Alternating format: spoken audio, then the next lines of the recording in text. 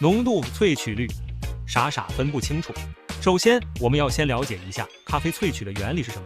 咖啡萃取其实就是将咖啡粉中可溶解的物质溶解到水中，而对于1粒咖啡豆或者说咖啡粉颗粒来说，可溶解的物质约占其30%，其余70%为木质纤维等，无法萃取。也就是说，10克咖啡粉溶解出的物质最多会有3克。当水与咖啡粉接触后，大部分的可溶性物质都会被溶解而出，不论萃取是否完美，这就是一杯标准的咖啡。而我们常听说的萃取率，就是指总溶解出的物质所占咖啡粉中的百分比。提到萃取率，就不得不说老生常谈的金杯萃取理论，这也成为了评判一杯咖啡好坏的基础标准。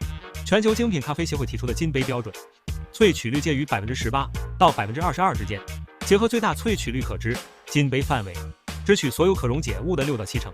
简单来说，就是10克咖啡粉最多能溶解出3克可溶物，而我们只需要1.8克到2.2克，低于或者超过这个范围，就是我们常说的萃取不足或过萃。萃取率是无法直接测量的，而是需要计算来得出。它的计算方式是溶解物的重量除以原有的咖啡粉重量乘100%。那溶解物的重量该怎么得到呢？这就要提到金杯萃取的另一项标准，浓度，也就是 TDS。浓度很好理解，就是溶解物占一杯咖啡液的比重。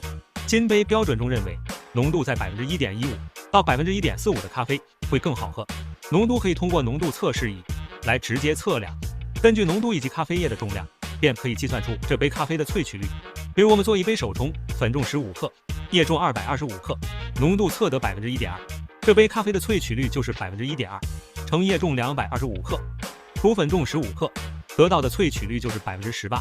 以上所说的金杯是针对手冲的低滤式咖啡，而意式浓缩则有些不同，萃取率要求是一样的，都介于18%到22%，不同之处在于浓度。意式浓缩金杯参照范围的浓度介于9%到11%，相较于手冲要浓很多，但是浓度和萃取率是可以调整的。浓度的调整很简单，萃取后加水即可。比如说我们常喝的美式，就是通过加水来降低浓缩咖啡的浓度，而萃取率只能在萃取过程中来调整。比如意式浓缩的 Ristretto 和 Lungo， 调整萃取时长和水粉比等，得到的浓缩萃取率以及浓度都会产生不同。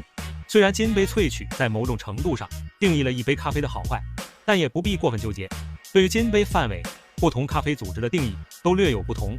此外，随着咖啡豆的处理方式以及烘焙工艺的不断改进，所谓的金杯是否也应该与时俱进？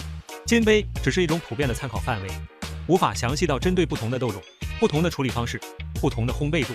真正决定一杯咖啡是否就是金杯萃取，应该是饮用咖啡人的舌头决定的。